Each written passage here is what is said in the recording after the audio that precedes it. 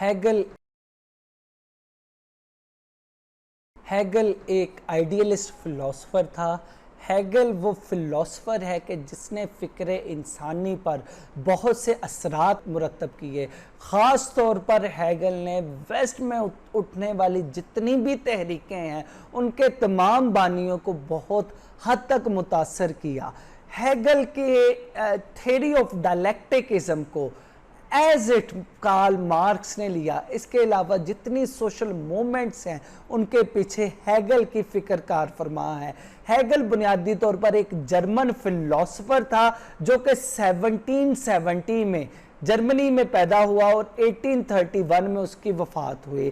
اگرچہ family back ground اس کا اتنا مضبوط نہیں تھا، لیکن اپنے ایک انکل کی وفات پر اسے جو ترکہ ملا اس سے اس نے اپنے علم کے جتنے بھی خواب ہیں وہ سارے پورے کیے، بھرپور علم حاصل کیا۔ پھر اپنی تعلیم مکمل کرنے کے بعد یونیورسٹی میں پروفیسر ہو گیا۔ وہ اپنی زندگی میں اس حد تک مشہور ہو گیا تھا کہ مختلف ممالک سے بڑے بڑے پروفیسر، سکالرز، فلسفرز اسے سننے کے لیے آتے تھے۔ ہیگل کے آئیڈیاز کی فارمیشن میں اس کے ٹائم نے بہت اہم کردار ادا کیا، یعنی جرمن ریاستیں اس وقت بہت کمزور تھیں۔ وہ چاہتا تھا کہ جرمن ریاستیں بہت زیادہ طاقتور ہوں، اس حد تک طاقتور ہوں کہ کوئی اور ریاست اس سے زیادہ طاقتور نہ ہو۔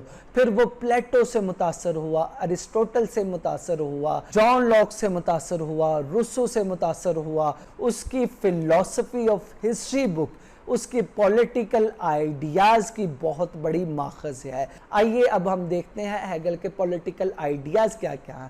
ہیگل کے پولیٹیکل آئیڈیاز میں اس کی theory of idealism, theory of state, theory of individualism اور تھیوری آف گورنمنٹ نمایاں اہمیت کی حامل ہے۔ اگر ہم دیکھیں اس کی تھیوری آف ڈائلیکٹک آئیڈیلزم، یہ بنیادی طور پر وہ آئیڈیا ہے کہ جس نے آنے والے وقتوں میں بہت زیادہ اثرات مرتب کیے ہیں۔ بہت زیادہ فلسفر اس آئیڈیا سے متاثر ہوئے بغیر نہیں رہ سکے۔ ہیگل کا کہنا ہے کہ اصل میں اس کائنات میں اگر کوئی اصل چیز موجود ہے تو وہ آئیڈیاز ہیں، مادہ کوئی اصل اہمیت کا حامل نہیں۔ اس کی بیس پر جو اہم چیز موجود ہے وہ آئیڈیاز ہیں۔ آئیڈیاز یا اسپرٹ یا کانسیپٹس یا پھر جسٹ، یہ بنیادی وہ ٹرمز ہیں جو کہ اس نے آئیڈیاز کے لیے استعمال کی۔ اس کا کہنا ہے کہ آئیڈیاز ہی اصل ہیں، باقی سب کچھ نامکمل ہے، غیر اہم ہے۔ آئیڈیاز ہی ہر چیز کی اصل ہے۔ اس کا کہنا ہے کہ سب سے پہلے کوئی معاشرے کی ڈیولپمنٹ میں ایک آئیڈیا وجود میں آتا ہے، وہ آئیڈیا اپنی مکمل فارم میں اس معاشرے کو گرو کرتا ہے۔ رفتہ رفتہ اس آئیڈیاز میں کچھ ویکنسز سامنے آتی ہیں، یہ ویکنسز بڑھتے بڑھتے اتنی طاقتور ہو جاتی ہیں کہ یہ ایک نئے آئیڈیاز کی تخلیق کا باعث بنتی ہیں جو کہ اس آئیڈیا سے کافی حد تک مختلف ہوتے ہیں۔ رفتہ رفتہ اس کا آئیڈیا اتنا طاقتور ہو جاتا ہے کہ یہ پہلے آئیڈیا کو چیلنج کرتا ہے اور اس کے ساتھ کانفرنٹ کرتا ہے، اس کے ساتھ کشمکش ہوتی ہے، اور ایٹ دی اینڈ ان دونوں کی کشمکش سے ایک نیا آئیڈیا وجود میں آتا جو کہ ان دونوں کا سنتھیسس ہوتا ہے۔ تو یہ مکمل آئیڈیا ایٹ دی اینڈ پھر وہ آئیڈیا کی شکل اختیار کر لیتا ہے۔ رفتہ رفتہ یہ آئیڈیا بھی اس میں سے ویکنسز آتی ہیں، ویکنسز طاقتور ہوتی ہیں تو پھر اس آئیڈیا کے ساتھ کانفرنٹ کرتی ہیں اور پھر ایک نیا آئیڈیا وجود میں آتا ہے۔ یوں یہ سائیکلیکل روٹیشن جو ہے ہسٹری میں چلتی رہتی ہے۔ ہیگل ان کو کہتا ہے، پہلے آئیڈیا کو تھیسس کہتا ہے، دوسرے کو اینٹی تھیسس اور تیسرے کو سنتھیسس۔ تو یہ تین آئیڈیاز ہیں۔ تو ہیگل کے نزدیک کوئی بھی معاشرہ، کوئی بھی سیولائزیشن وہ بنیاد کرتی ہے آئیڈیاز پر۔ کوئی بھی سیولائزیشن وجود میں آتی ہے وہ ایک آئیڈیا پہ بیس کر رہی ہو۔ رفتہ رفتہ یہ آئیڈیا، اس کی خامیاں واضح ہونا شروع ہوتی ہیں تو یہ خامیاں رفتہ رفتہ ایک نئے آئیڈیا، نئے اینٹی تھیسس کو جنم دیتی ہیں۔ رفتہ رفتہ یہ اینٹی تھیسس اتنا طاقتور ہوتا ہے کہ یہ थीसिस को चैलेंज करता है और एट द एंड इनके कॉन्फ्रंटेशन से एक सिंथेसिस वजूद में आता है। तो यूं कायनात में सिविलाइजेशंस और सोसाइटीज़ ऐसे ही हरकत करती रहती हैं। हेगल का कहना है कि जितनी भी अभी तक सोसाइटीज़ सिविलाइजेशंस आ चुकी हैं ये एक एवोल्यूशनरी प्रोसेस के ज़रिए आई हैं, और ये असल में पहली सिविलाइजेशन उसके आइडियाज़ में जो खामी थी दूसरी सिविलाइजेशन उस आइडियाज़ पे ओवरकम करती है, तीसरी अगली पिछली सोसाइटी के खामियों को ओवरकम करती है। यूं ये सिलसिला चलते चलते एट द एंड एक एब्सोलूट आइडिया वजूद में आएगा, एक एब्सोलूट आइडिया और एक एब्सोलूट सिविलाइजेशन वजूद में आएगी जो कि कायनात की आखिरी सिविलाइजेशन होगी। इसी से मुतासर होकर फ्रांसिस फुकुयामा ने एंड ऑफ हिस्ट्री लिखी कि वेस्टर्न सिविलाइजेशन ही वो हतमी सिविलाइजेशन और एब्सोलूट सिविलाइजेशन है जिसका जिक्र जो है वो हेगल ने किया। हेगल इसे वर्ल्ड स्पिरिट कहता है कि ये वजह कायनात है, कायनात की तख्लीक असल में इस एब्सोलूट आइडिया की वजह से हुई है। इस एब्सोलूट आइडिया की रियलाइजेशन के बाद ये कायनात एहतताम पजीर हो जाएगी। तो ये बुनियादी तौर पर हेगल की थ्योरी ऑफ डायलेक्टिक आइडियलिज्म है, जिसमें हिस्टोरिकल आइडियलिज्म के तहत यानी हिस्टोरिकली ये आइडिया जो है एवोल्यूशन के ज़रिए एब्सोलूट आइडिया की तरफ जो है पहुंचता है।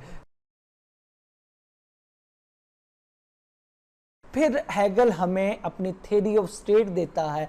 हेगल की नज़र में जो इंसानी फ़िक्र का जो है, इंसानी फ़िक्र की जो पीक है उसकी रियलाइजेशन जो है वो स्टेट की शक्ल में सामने आती है। स्टेट ही वो इदारा है जो कि तमाम अदारों से सुप्रीम है, इससे बड़ा कोई इदारा नहीं, इसके ऊपर कोई नहीं। तमाम इंडिविजुअल्स, तमाम इंस्टीट्यूशंस वो सारे के सारे रियासत के नीचे है, रियासत अबव है। रियासत चाहे तो तमाम इंडिविजुअल्स को ख़त्म कर सकती है, तमाम इंडिविजुअल्स और तमाम इंस्टीट्यूशंस उन पर फ़र्ज़ है कि वो रियासत के लिए सेक्रीफाइस करे, अपनी जानों से अपनी मालों से हर एक से सेक्रीफाइस करे। हेगल का ही कहना है कि state is the March of God on earth. यही हेगल का वो स्टेट का नज़रिया है जिसने वेस्ट को नेशनलिज्म का कॉन्सेप्ट दिया, और नेशनलिज्म एट द एंड इस पीक पर पहुंचा कि हिटलर और मसोलिनी जैसे लोग सामने आए। वेस्ट ने वो भयानक नेशनलिज्म की शक्ल देखी कि फर्स्ट वर्ल्ड वॉर और सेकंड वर्ल्ड वॉर लगी। हेगल के नज़दीक इंडिविजुअल्स इब्तिदा में अहमियत के हामिल थे, लेकिन जैसे ही रियासत वजूद में आई इंडिविजुअल्स की अहमियत ख़त्म हो गई। इंडिविजुअल्स अब रियासत के लिए सिर्फ अपनी जानें कुर्बान कर सकते हैं। उसने रियासत को एब्सोल्यूटिज्म का कॉन्सेप्ट दिया, यानी रियासत एब्सोल्यूट है। उसने ऑर्गेनिक स्टेट की थ्योरी दी, यानी रियासत जो है वो एक इंसानी जिस्म की हैसियत रखती है। कोई भी फ़र्द, कोई भी इंस्टीट्यूशन वो रियासत से अलग नहीं, रियासत से अलग रहकर वो जी नहीं सकता। तो ये बुनियादी तौर पर हेगल की वो थ्योरीज थी। फिर उसका कहना है कि जो गवर्नमेंट के जो 3 इंस्टीट्यूशन है, लेजिस्लेचर, एग्जेक्टिव एंड जुडिशरी, ये तमाम के तमाम रियासत का हुक्मरान रियासत के रूलर के अंडर है।